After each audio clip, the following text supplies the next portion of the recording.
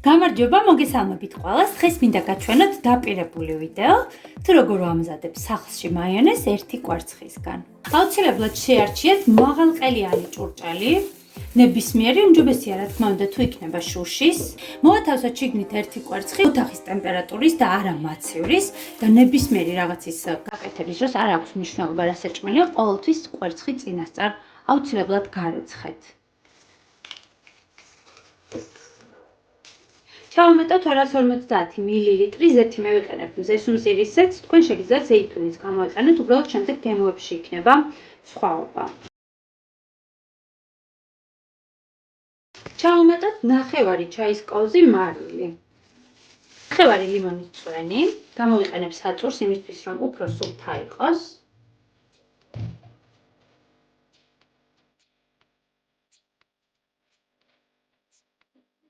რაც ყველაზე მნიშვნელოვანია, დაგჭირდებათ ხელის ბლენდერი.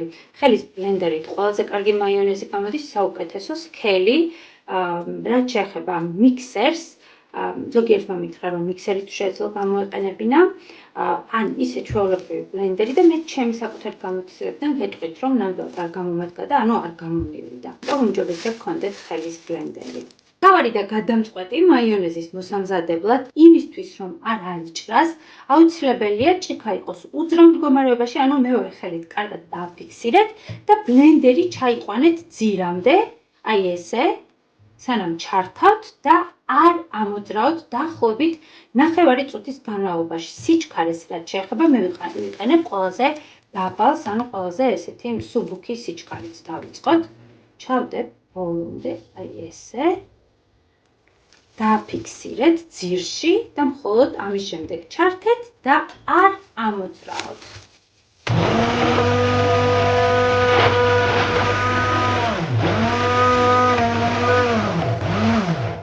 იმისთვის რომ შეხედოთ, მე ცოტა სხვა მხარეს დავიჭერ, აი ესე ჭიქას, ძირი რო კარგად გამოჩნდეს.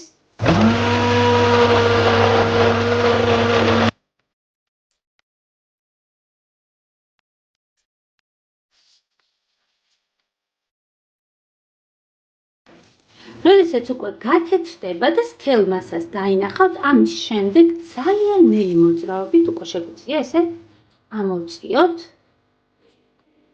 და ისევ გავაგრძელოთ დაბლენდერით.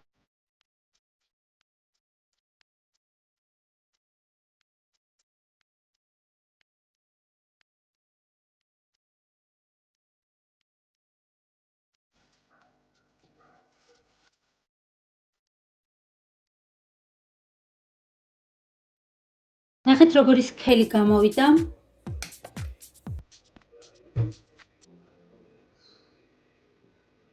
და საკმაოდ ბევრი.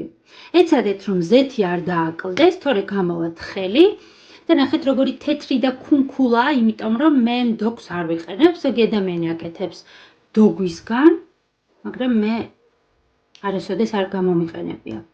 არის ძალიან გემრიელი და საკმაოდ სქელი მასა.